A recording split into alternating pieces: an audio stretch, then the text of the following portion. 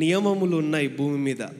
ఒక మనిషి సరిగ్గా బ్రతకడానికి, సంతోషంగా ఉండడానికి, ఆరోగ్యంగా ఉండడానికి, అభివృద్ధి చెందడానికి, తను నిత్య జీవానికి వెళ్ళడానికి, తన ఆత్మకు, శరీరానికి, ప్రాణానికి మేలు కలిగి బ్రతకడానికి దేవుడు కొన్ని నియమములు ఇచ్చాడు. ఏంటి ఈ నియమములు అంటే కొన్ని చూద్దాం.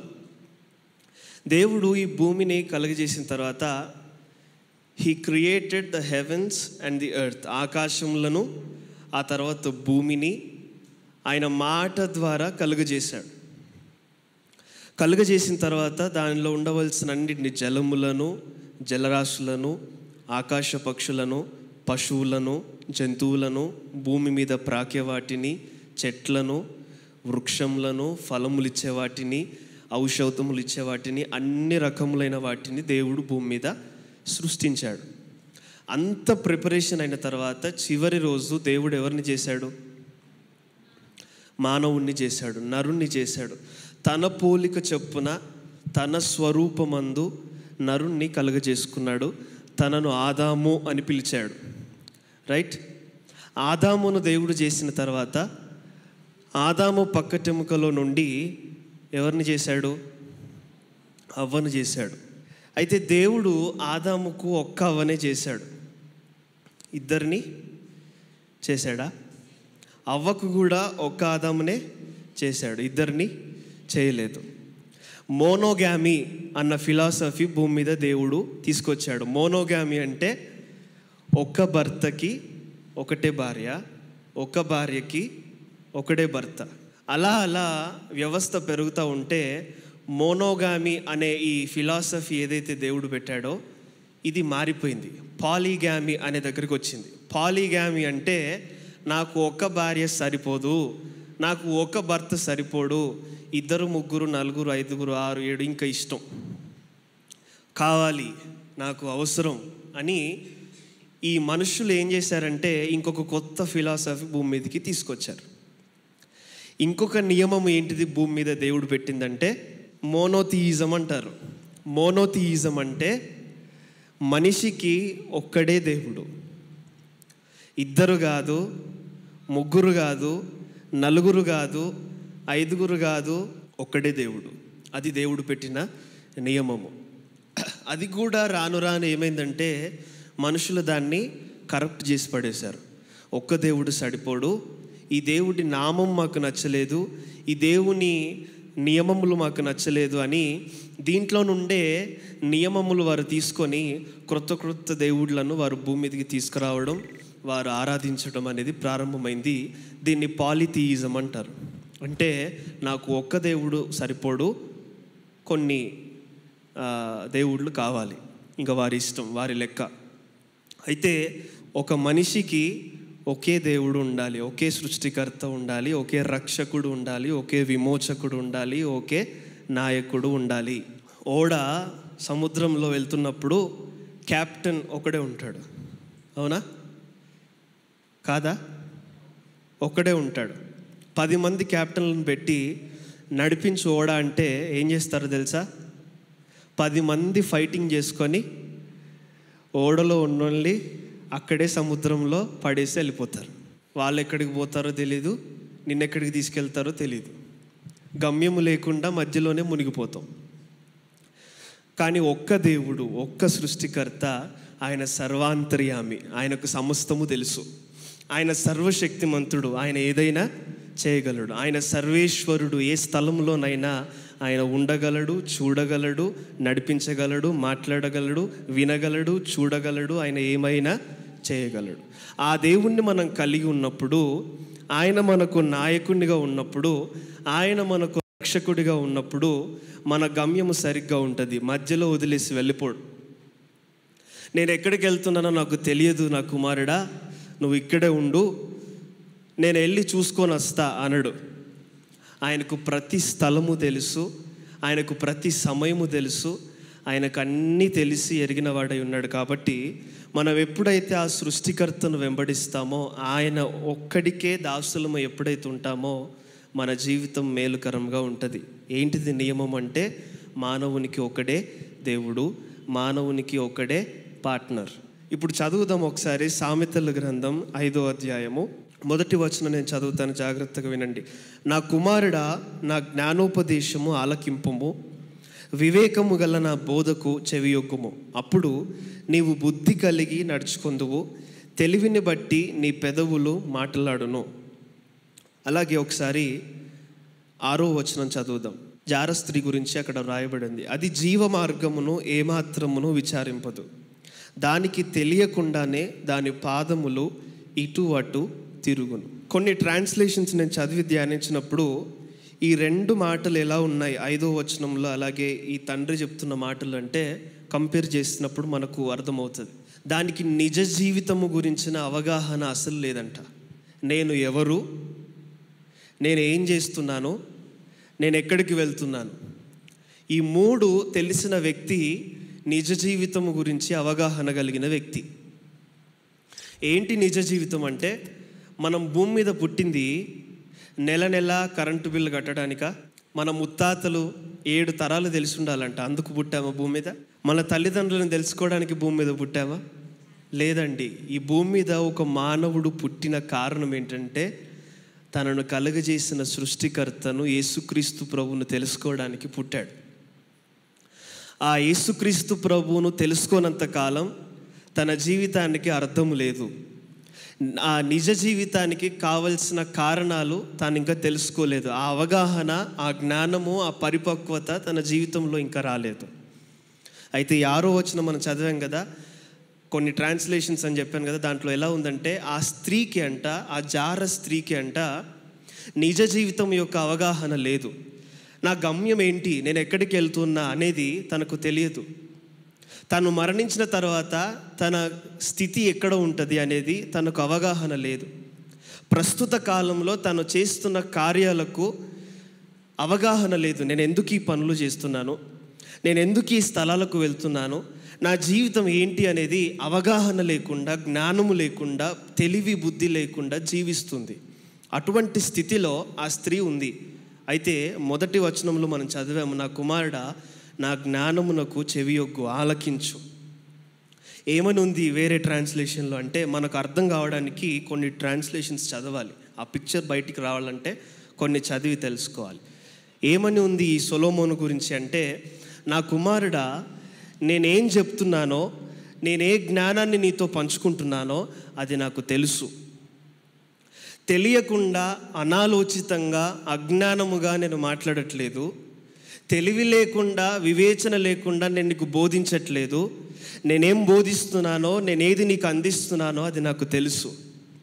అది నేను అనుభవంలో చూశాను, అది నా జీవితంలో నేను ఎరిగి ఉన్నాను. నాకు తెలుసు కాబట్టి నేను నీకు చెప్తున్నాను. నా కుమారుడా, తెలివి కలిగి మాట్లాడడం నేర్చుకో. తెలివి నీ పెదవుల మీద ఉండాలి. ఆ జార స్త్రీ ఉంది చూసావా, దానికి ఎటు వెళ్తుందో, ఏం చేస్తుందో తెలియదు. నిజ జీవితం గురించిన అవగాహన దానికి లేదు. జ్ఞానము కలిగిన జీవితం దానికి లేదు. తెలివిని విడిచి, బుద్ధిని విడిచి, నిజ జీవితాన్ని గురించిన అవగాహనను విడిచి విచ్చలవిడిగా ఇష్టానుసారంగా బ్రతుకుతుంది. దాని గమ్యం ఎక్కడికి వెళ్తుందంటే, దాని పాదములు ఎక్కడికి వెళ్తుందంటే పాతాళములోనికి వెళ్తుంది. క్లియర్గా చెప్తున్నాడు. దాని మార్గము ఎక్కడికి వెళ్తుంది, దాని పాదములు ఎక్కడికి తీసుకొని వెళ్తుందంటే పాతాళంలోనికి తీసుకొని వెళ్తుంది. అది తనకు తెలియదు. ఆ జ్ఞానము తనకు లేదు. అందుకే అట్లా ప్రవర్తిస్తుంది, అందుకే అట్లా బిహేవ్ చేస్తుంది, అందుకే అటువంటి జీవితాన్ని కొనసాగిస్తుంది. కానీ జ్ఞానము తెలిసిన నేను నీకు బోధిస్తున్నాను, నా కుమారుడా, జారస్త్రీ దగ్గరికి వెళ్ళొద్దు, జారస్త్రీ దగ్గరికి వెళ్ళొద్దు. 3వ వచనంలో ఉంది, దాని పెదవుల నుండి అట ఏం కారుతుంది, తేనె కారుతుందంట. దాని నోటి మాటలు నూనె కంటే నునుపైనవి. కొన్నిసార్లు దేవుడు చెప్పే మాటలు కఠినముగా ఉంటాయి. పరిశుద్ధ గ్రంథంలో ఉంది కదా, నా మాటలు సుత్తె వంటివి కాదా, నా మాటలు అగ్ని వంటివి కాదా. అగ్ని తాకినప్పుడు ఎలా ఉంటుంది, హాయిగా ఉంటుందా? అప్పుడప్పుడు మీరు స్త్రీలు వంట చేస్తూ ఉంటారు కదా, చిన్న ఆవిరి గట్టిగా తగిలింది అనుకో, ఏమవుతుంది? బర్ణాలు రాసుకోవాలి, కందిపోతుంది. అగ్ని తాకినప్పుడు శరీరానికి కంఫర్టబుల్గా ఉండదు. సుత్తెతో కొట్టినప్పుడు శరీరము దాన్ని ఓర్చుకోలేదు. కొన్నిసార్లు సుత్తె దెబ్బ గట్టిగా తగిలితే చావే గతి, అవునా కాదా? అయితే కొన్నిసార్లు దేవుని మాటలు కఠినంగా ఉంటాయి, చేదుగా ఉంటాయి. వాటిని జీర్ణించుకోవడానికి మనకు మనస్సాక్షి వద్రా, ఈ కఠిన మాటలు మనం వినలేము, మనం పాటించలేము అన్నట్టుగా ఉంటాయి. కానీ జారస్త్రీ మాటలంట తేనె కారినట్టుగా ఉంటాయంట, తీపిగా, నూనెలాగా. నూనె ఎట్లుంటుంది? నూనె మీద అడిగేసి చూసారా ఎప్పుడైనా? నూనె మీద కాలేసి నడిచి ముందుకెళ్ళిన ఎవరైనా ఉంటారా? అక్కడే పడి స్ట్రెచర్లో పట్టుకొని వెళ్ళాలి కదా.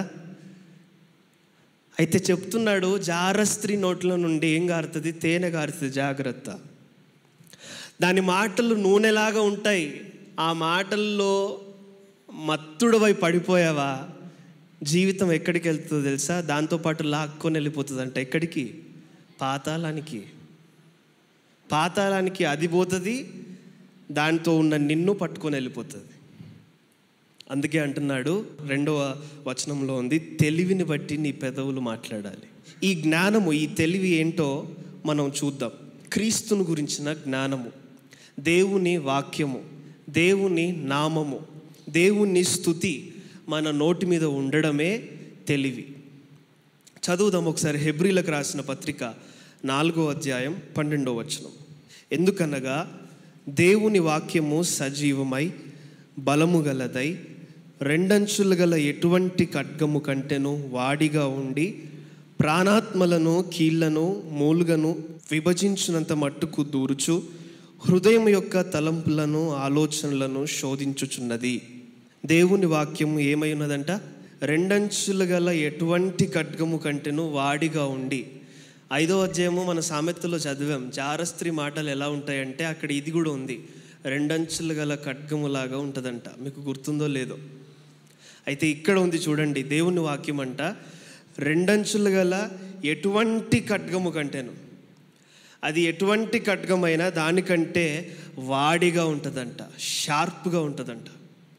ఆ ఖడ్గం మన హృదయంలో దూసుకొని పోయినప్పుడు నొప్పి కలుగుతుంది, బాధ కలుగుతుంది. ఇంత కఠినంగా చెప్పాలా వీళ్ళు మాటలు అనిపిస్తుంది, ఇంత చేదుగా ఉంటాయా దేవుని మాటలు అనిపిస్తుంది. కానీ ఆ మాటలు మన హృదయంలోనికి దూరినప్పుడు, మన శరీరంలో ఆ మాటలు ఇమిడినప్పుడు, మన హృదయంలోనికి, మన ఆత్మలోనికి ఆ మాటలు ప్రవహించినప్పుడు మనలో నుంచి దేవుని వాక్యము, మనలో నుంచి దేవుని అధికారము, మనలో నుంచి దేవుని శక్తి, మనలో నుంచి జీవపు ఊట ప్రవహిస్తుంది. అప్పుడు మన ముందుంటున్న ప్రతి శోధనను, అది ఎంతగా తీయటిదైనా, ఎంత నునుపుదైనా, ఎటువంటిదైనా కానీ దాన్ని ఎదుర్కొని దాన్ని జయించగల వారిగా మనం మారుతాం. మన హృదయంలో సజీవము గల దేవుని వాక్యము ఉండాలి, బలము గల దేవుని వాక్యము ఉండాలి, రెండంచులు గల వాడిగల ఖడ్గమై ఉన్న దేవుని వాక్యం మనలో ఉండాలి.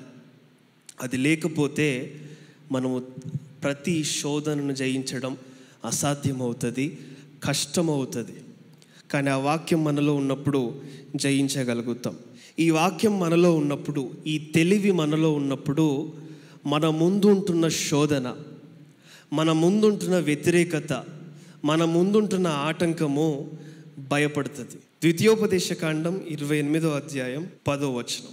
భూ ప్రజలందరూ యెహోవా నామమున నీవు పిలువబడుచుండుట చూచి ఏమవుతారంట? నీకు భయపడతారంట. కొన్ని ఉదాహరణలు చూద్దామా? పౌలు దేవుని సువార్తను ప్రకటిస్తూ, విశేషమైన అద్భుతములను చేస్తూ, విశేషమైన కార్యములను చేస్తూ బలముగా సువార్త పనిలో ముందుకు వెళ్తూ ఉంటే తనను బంధించి తీసుకొని వచ్చారు. కానీ తన మీద శిక్ష వేయడానికి, తనను చంపడానికి సరిపోయేంత సాక్ష్యము ఎవరు తీసుకురాలేకపోతున్నారు. కానీ పౌలు మాత్రం ధైర్యంగా మాట్లాడుతున్నాడు, ఎవరైనా నా మీద సాక్ష్యము తీసుకురాగలిగితే తీసుకురండి, నేను నిలబడతాను, నేను చూస్తాను ఎవరు తీసుకొస్తారో తీసుకురండి అని పౌలు మాట్లాడుతున్నాడు ధైర్యంగా. కానీ తగిన సాక్ష్యము ఎవరికి దొరకట్లేదు, ఎవరు తీసుకొని రావట్లేదు. అటువంటి సమయంలో కస్టడీలో ఉన్నాడు పౌలు. కస్టడీలో ఉండి ఎంక్వైరీలు చేస్తున్నారు, ఇన్వెస్టిగేషన్లు చేస్తున్నారు, ట్రయల్ టైంలో ఉన్నాడు పౌలు.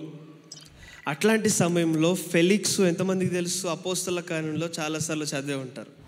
ఫెలిక్స్ పౌలును పిలిచి పౌలును బోధించమని అడుగుతున్నాడు. ఒకసారి చదువుదాం ఆ సంఘటన. అపోస్తల కార్యములు 24వ అధ్యాయము 24 నుంచి 27 వచనాల వరకు చదువుదాం. చాలా బాగుంటాయి ఈ మాటలు. కొన్ని దినములైన తర్వాత ఫెలిక్సు యూదురాలైన ద్రుసిల్లా అను తన భార్యతో కూడా వచ్చి పౌలును పిలిపించి క్రీస్తు యేసునందలి విశ్వాసమును గురించి అతడు బోధింపగా వినెను. పౌలును పిలుచుకున్నాడంట. పౌలా, నువ్వు బయట ఏం ప్రకటిస్తున్నావో, బయట ఏం బోధిస్తున్నావో నేను నా భార్య వింటాం, వచ్చి మాకు కూడా బోధించు అని పిలిచినప్పుడు తాను బోధిస్తున్నాడంట. వీళ్ళు వింటున్నారంట.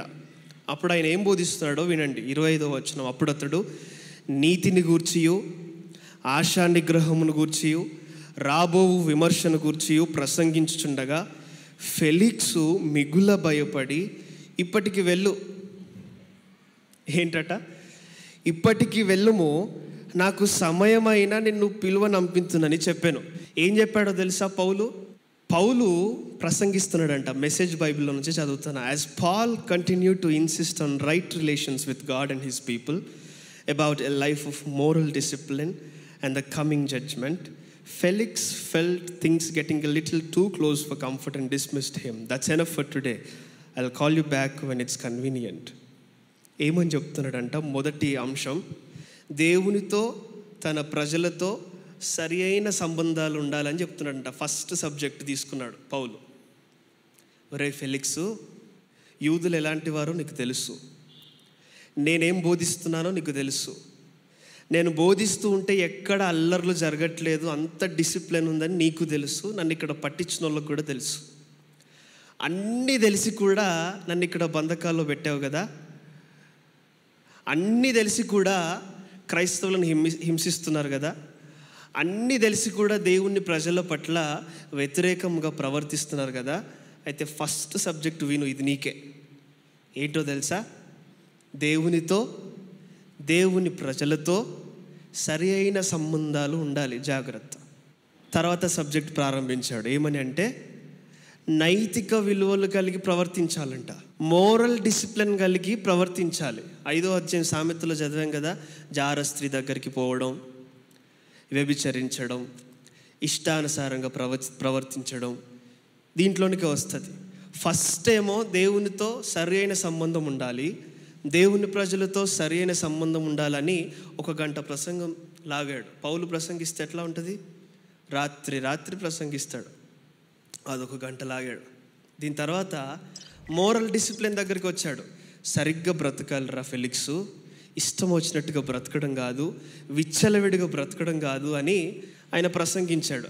అది అయిపోయిన తర్వాత ఆఖరికి జడ్జిమెంట్ గురించి చెప్పాడంట. విమర్శ దినం ఒకరోజు రాబోతుంది, యేసు ప్రభు మరలా వస్తాడు, ఆయన మరలా సింహాసనం మీద ఆసీనుడై భూమి మీద ప్రతి ఒక్కరికి తగిన జీతము, తగిన ప్రతిఫలం ఇవ్వబోతున్నాడు. నువ్వు చేసే పనులకు, నేను చేసే పనులకు, నీ పక్కనున్న భార్య చేసే పనులకు అన్నిటికీ ప్రతిఫలం ఉంటుందని జడ్జిమెంట్ గురించి చెప్పాడంట. ఈ 3 ప్రసంగాలు చేసేసరికి ఫెలిక్స్కు దిమ్మ తిరిగింది.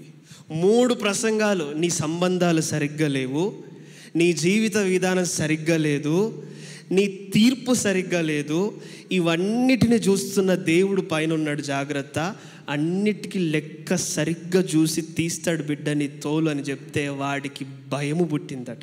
వాడికి లోపల భయము పుట్టిందట. ఏం చెప్పాడు పౌలు? దేవుని వాక్యము సజీవమై బలము గలదై 2 అంచులు గల ఎటువంటి ఖడ్గము కంటేను వాడిగలదైన దేవుని వాక్యమును ప్రకటించాడు. తన పెదవుల్లో నుంచి ఏమొచ్చింది? బంధకంలోనే ఉన్నాడు, చెరసాలలోనే ఉన్నాడు, కస్టడీలోనే ఉన్నాడు, ఇంకా ఏ తీర్పు ఫైనల్ కాలేదు.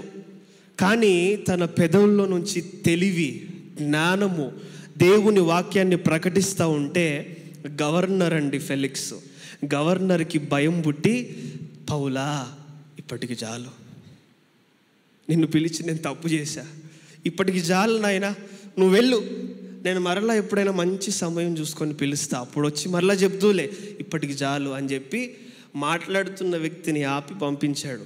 భూ ప్రజలందరూ యెహోవా నామమున నీవు పిలువబడుచుండుట చూచి నీకు భయపడతారు. ఎప్పుడు భయపడతారంటే, నువ్వు ఏ స్థితిలో ఉన్నా నీ హృదయంలో, నీ మనస్సులో, నీ ఆత్మలో, నీ పెదవుల్లో, నీ నొసటి మీద, నీ జీవితంలో దేవుని వాక్యము నాటబడి కట్టబడి దానిలో ఎదిగి ఫలించినప్పుడు నిన్ను చూసేవారికి భయము కలుగుతుంది. నీ జీవిత విధానాన్ని చూస్తున్న వారికి నేనెంత పడగొట్టాలని చూసినా, నీ ముందు అపవాది ఎన్ని శోధనలు తీసుకొని వచ్చినా నీవు పలుకుతుండగా, నీవు ఆ అధికారాన్ని ప్రొక్లెయిమ్ చేస్తూ ఉంటే వాడి హృదయంలో, వాడి నరాల్లో వణుకు దేవుడు పుట్టిస్తాడు. హల్లెలూయా.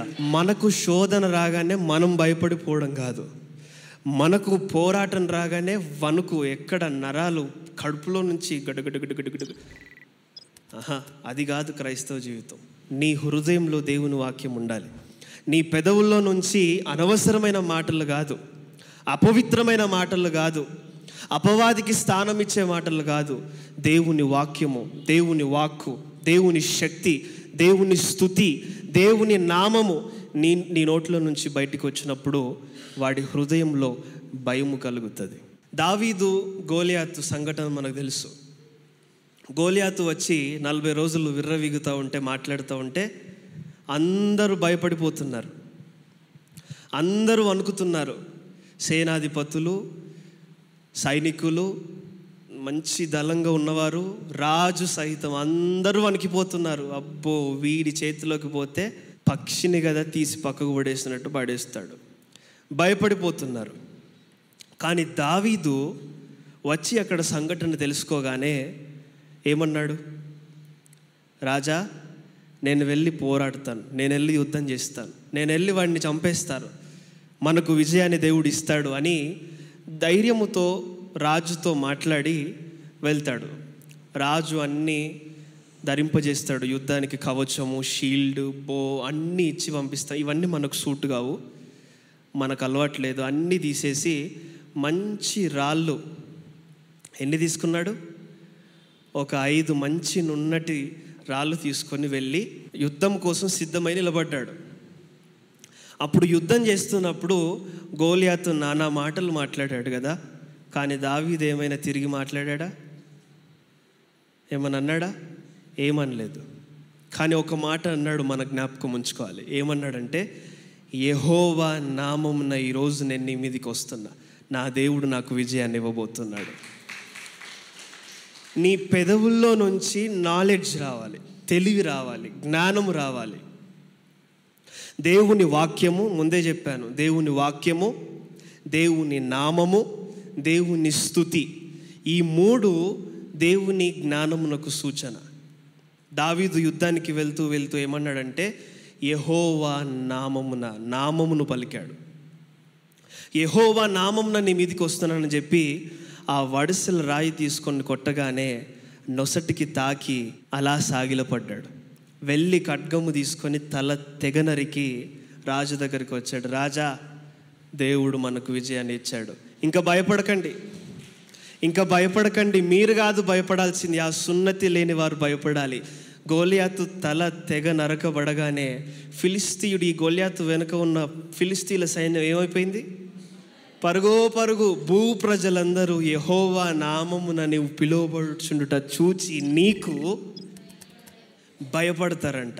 దావీదులాగా నీ నోట నుండి దేవునికి స్తుతి రావాలి, దేవుని నామము పలకాలి, దేవుని వాక్యము నీ నోట్ల నుండి రావాలి. అప్పుడు వాడి హృదయములో భయము కలుగుతుంది, నీకు జయము వస్తుంది. హల్లెలూయా. ఇంకొక ఉదాహరణ ఏంటి? యెహోషువ ఉన్నాడు. యెహోషువతో ఒక బృందం ఉంది. దేవుడు అన్నాడు, యెరికో గోడ చుట్టూ ఎన్ని రోజులు తిరగాలి? 7 రోజులు తిరగాలి. ఏం చేయాలి? జయధ్వని నాకు వినబడాలి అని యెహోషువకు చెప్పినప్పుడు యెహోషువ తనతో ఉన్న బృందం బయలుదేరింది. జయధ్వని చేసుకుంటూ యెరికో గోడ చుట్టూ తిరిగారు. 7వ రోజు ఏమొచ్చింది? విజయం వచ్చింది. ఏం చేశారు వాళ్ళు? వారి నోటిలో నుండి దేవునికి స్తుతి బయలుదేరింది. ఆ స్తుతి వారికి విజయాన్ని ఇచ్చింది. సామెతలు 5వ అధ్యాయం 2వ వచనంలో ఏమని రాయబడిందంటే, నీ పెదవులలో నుంచి జ్ఞానము బయలుదేరాలి. ఆ జ్ఞానము ఏంటి అంటే దేవుని వాక్యము, దేవుని స్తుతి, దేవుని నామము నీ నోట ఉచ్చరించాలి. ఎప్పుడైతే అలా ఉచ్చరిస్తావో నీ ముందు ఉంటున్న ప్రతి శోధనను జయించగలుగుతావు, నీ ముందు ఉంటున్న ప్రతి విరోధిని జయించగలుగుతావు, నీ ముందు ఉంటున్న ప్రతి పోరాటాన్ని జయించగలుగుతావు. విజయము కలిగి, జయము కలిగి, ఆనందముతో నీ జీవితంలో ముందుకు వెళ్తావు. కాబట్టి నీ పెదవుల నిండా ఏముండాలి? జ్ఞానము ఉండాలి. పరిశుద్ధుడైన తండ్రి, నీకు స్తోత్రాలు ప్రభువా. నీ మాటలు జీవము గలవి, శక్తి గలవి. నీ వాక్యము సజీవమైంది, బలము గలది, రెండంచుల గల ఎటువంటి ఖడ్గము కంటే వాడిగలది ప్రభువా. నీ మాటలు మమ్మల్ని నిత్య జీవముకు నడిపించేటివి. నీ నియమములు, నీ మాటలు మాకు మేలు కలిగజేసేటివి, మాకు ఆరోగ్యాన్ని ఇచ్చేటివి, మమ్మల్ని ఆశీర్వదించేటివి ప్రభువా. నీ మాటలకు లోబడుతూ, నీ జ్ఞానానికి చెవియొగ్గుతూ, నీవిచ్చిన ప్రతి నియమము, నిబంధనను గైకొని నీకు ఇష్టలముగా నీ త్రోవలో నడవడానికి మాకు సహాయం చేయండి ప్రభువా. ప్రతి ఒక్కరికి నీ ఆత్మ జ్ఞానము, బుద్ధి, వివేచన, తెలివి అనుగ్రహించండి. జ్ఞానము కలిగి మాట్లాడినట్లుగా, నీ దృష్టిలో భయము కలిగి జీవించినట్లుగా అయ్యా, నీకు లెక్క ఒప్పచెప్పవలసినదన్న భయము, ఆ జ్ఞానము కలిగి నిందారహితులంగా యథార్థ హృదయములు కలిగి నిన్ను వెంబడిస్తూ జీవించే కృప ఇక్కడ ఉన్న ప్రతి ఒక్కరికి అనుగ్రహించండి.